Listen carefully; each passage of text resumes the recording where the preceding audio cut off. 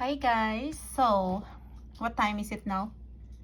It is 7:15 p.m. on September 16, 2023. Ayan po guys, sunset na po siya.